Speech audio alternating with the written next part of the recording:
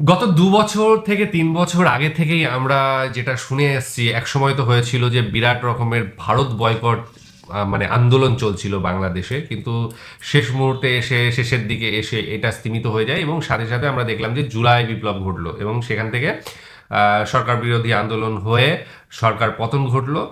আর এই দিকটা অতটা পরিমাণে যেটা ভোকাল হয়েছিল সেই ভোকালটা কমে গিয়ে মনে মনে ছিল, কিন্তু এখন আবার দেখতে পাচ্ছি মোস্তাফিজ কাণ্ডের পর থেকে কিন্তু ভারত বয়কটের যে ব্যাপারটা সেইটা কিন্তু বারবার উঠে আসছে, সেটা মানে ওয়ার্ল্ড কাপের হোক বা অন্যান্য যে সময় বিষয়ে বা প্রোডাক্ট কেনার ব্যাপারে হোক।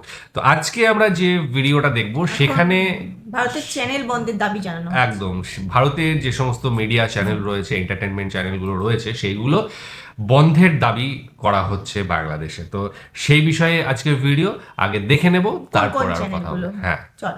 আমাদের চ্যানেল যতক্ষণ পর্যন্ত ভারতে প্রচার না হবে ততক্ষণ পর্যন্ত ভারতীয় কোনো চ্যানেল আমাদের বাংলাদেশে প্রচার হবে না।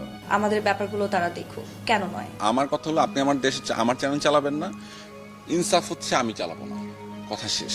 এটা শুধু ইন্ডিয়ার জন্য নয়, পাকিস্তানের জন্য সেম। বাংলাদেশের জাতীয় দলের ক্রিকেটার মুস্তাফিজুর রহমানকে আইপিএল থেকে বাদ দেওয়ার ঘটনায় বাংলাদেশ ও ভারতের সম্পর্ক যেন আগুনে ঘি ঢেলে দিয়েছে। বিষয়টি নিয়ে দুই দেশেই উত্তেজনা তুঙ্গে। এর মধ্যে বাংলাদেশে আইপিএল সম্প্রচার বন্ধের নির্দেশ দিয়েছে সরকার।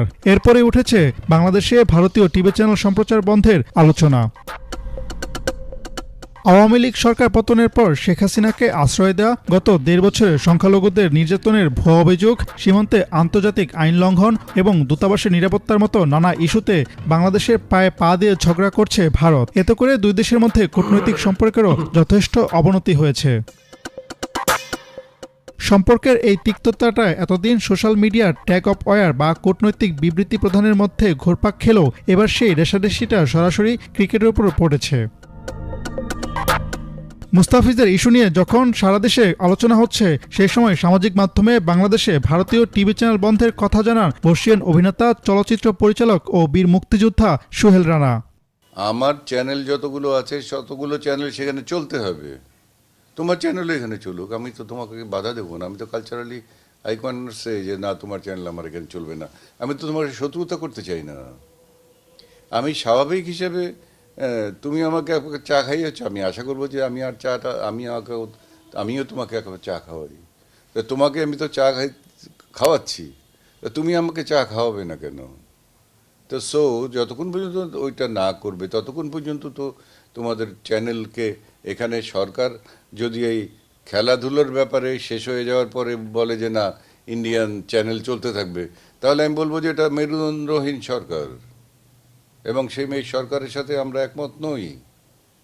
আমরা স্ট্রেইট বলবো যে নাও, আমাদের চ্যানেল যতক্ষণ পর্যন্ত ভারতে প্রচার না হবে ততক্ষণ পর্যন্ত ভারতীয় কোনো চ্যানেল আমাদের বাংলাদেশে প্রচার হবে না।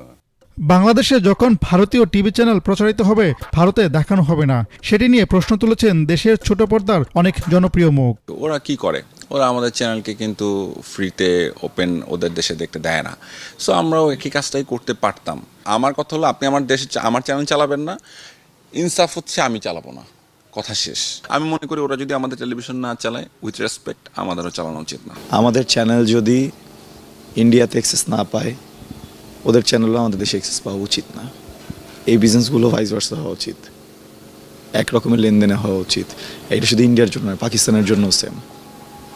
আমার দেশে যদি ইন্ডিয়ান চ্যানেল বন্ধ করা হয়, আমার দেশে পাকিস্তানের চ্যানেল বন্ধ করতে হবে। ইংলিশ চ্যানেলগুলোর কিছু কথা বলতে পারেন আপনি। এখন ইংলিশের বিষয়টা হচ্ছে কি, ওটা তো ইন্টারন্যাশনাল ল্যাঙ্গুয়েজ। ইনভেস্টমেন্ট যদি করতে হয় বহিরাগত চ্যানেলগুলোকে বাংলাদেশে এনে ওইখানে ইনভেস্টমেন্ট না করে বাংলাদেশের চ্যানেলটাকে, ইন্ডাস্ট্রিটাকে আরো বড় করার পিছনে ইনভেস্টমেন্ট করা উচিত। আমার অপিনিয়নটা হচ্ছে যে হ্যাঁ, অফকোর্স, মানে যদি কোনো দেশের কোনো কিছু আমাদের এখানে চলে, তো ডেফিনেটলি আমরাও এটা ডিজার্ভ করি যে আমাদের ব্যাপারগুলো তারা দেখুক, কেন নয়? মানে আমরা কেন পিছিয়ে থাকবো? সো অফকোর্স এটা তো উচিত না। বাংলাদেশে ভারতের টিভি চ্যানেল সম্প্রচার বন্ধ হবে কিনা এ নিয়ে তথ্য মন্ত্রণালয়ের কোনো মন্তব্য এখন পর্যন্ত পাওয়া যায়নি। তবে তারকাদের পাশাপাশি অনেক সাধারণ দর্শক প্রশ্ন করছেন, ভারতে যদি বাংলাদেশের টিভি চ্যানেল দেখানো না হয়, তবে বাংলাদেশে ভারতীয় চ্যানেল বন্ধ করা কি সময়ের দাবি নয়? কথায় আছে, শিল্পের কোনো সীমানা নেই, নেই কাঁটাতারের বেড়াজাল। তবে শিল্পের প্রকাশ বা প্রদর্শনী অথবা আদান প্রদানে যদি সমতা বা ন্যায্যতা না থাকে, তবেই প্রশ্ন ওঠে।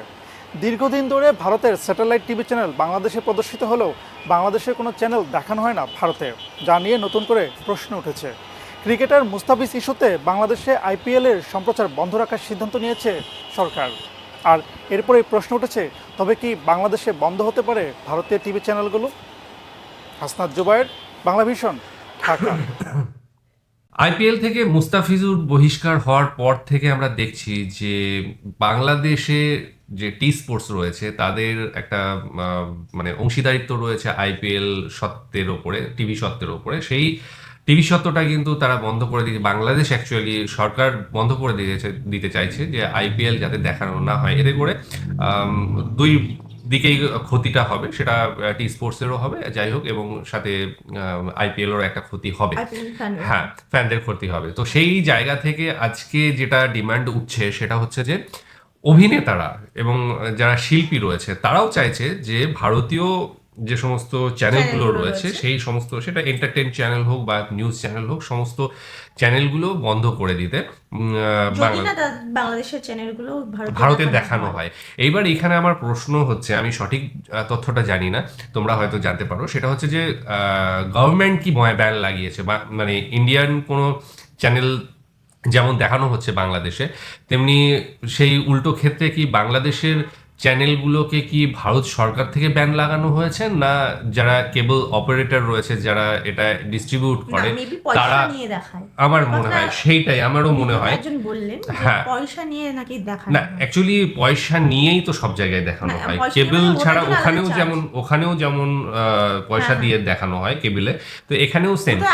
এইবার ব্যাপারটা হচ্ছে এইখানে যদি কম্পিটিশনের ব্যাপার থাকে, এখানে দেখা গেল যে কম্পিটিশন মার্কেটের সঙ্গে পেরে উঠছে না চ্যানেলগুলো, তখন হয়তো কেবল অপারেটররা সেই চ্যানেলগুলোকে নিতে চায় না, এবং দেখা গেল বাংলাদেশে ইন্ডিয়ান যে সমস্ত চ্যানেলগুলো রয়েছে সেগুলো হয়তো ভালো বিজনেস করছে বা ভালো মানে তাদের দর্শক শ্রোতা অনেক পেয়ে গিয়েছে, তো সেই জায়গায় তারা বিজনেসটা করছে, এবং যারা লোকাল কেবল অপারেটর রয়েছে বা যারা অপারেটর ডিস্ট্রিবিউটর রয়েছে তাদেরকে সেই ভালো একটা অ্যামাউন্ট দিচ্ছে, যার ফলে তারাও চাইছে।